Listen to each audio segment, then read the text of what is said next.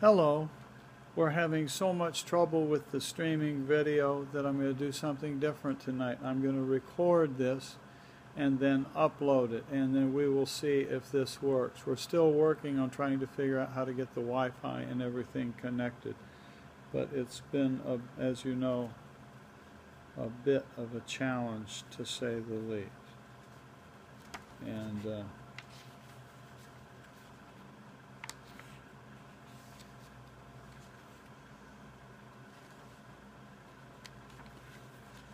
And I think this is the fourth section.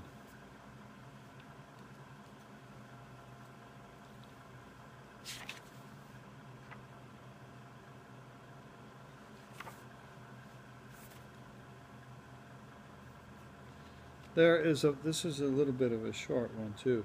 There is a parable in the Upanishads in which someone asks, "How do you see? Is it because of the sunlight?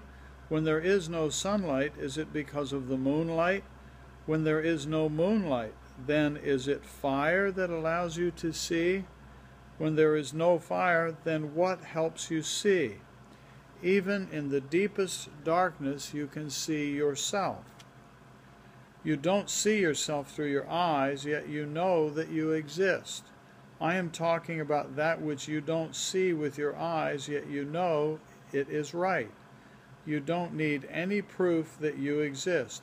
You don't ask people, 'Am I standing here?' You know it. You are here. You don't need any evidence of that.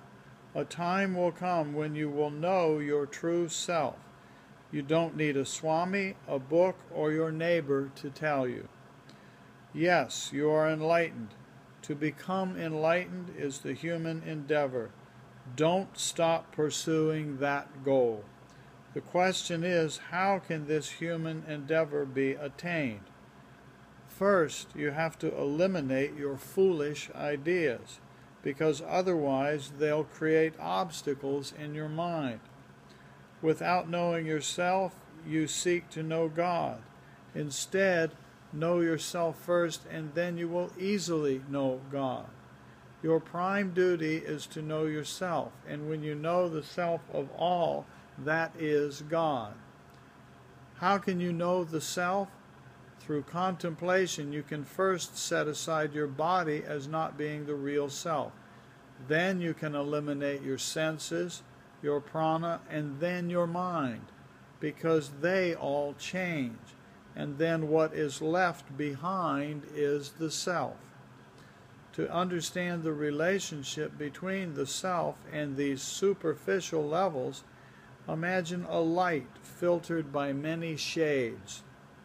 If you throw away all those shades or filters one by one, you will find the light inside. From a practical viewpoint, you can see light because the real light is already within you. You recognize the light of a light bulb, the light of the sun, the light of the moon, and the light of fire, because you have a light within. With the help of that light, you understand all the other lights. Yet you normally ignore your own light and search for the sunlight outside. Know your own light, which will help you to know and see all the other lights. One process is external, another process is internal. You have grown up and you have seen the external world. Now you have to go through an internal process. I'm not saying that the external world should be ignored. Instead, the external world should be arranged and managed in such a way that it does not create obstacles for you. But the external world cannot really help you know the internal self.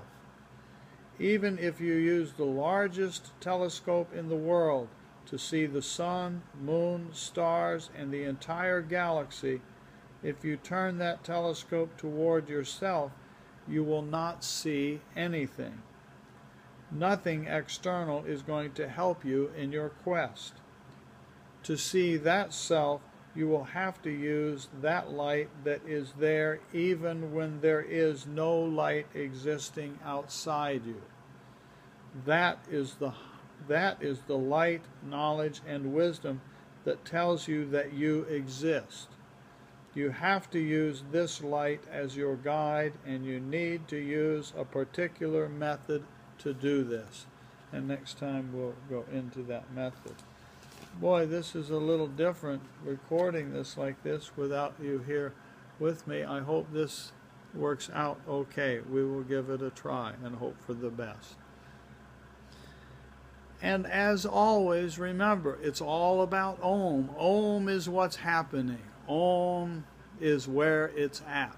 Om Tat Sat. Now the button on here, I have to reach over here with my finger and touch it a little bit. So I don't know if you see my finger in the screen or not. I'll try not to.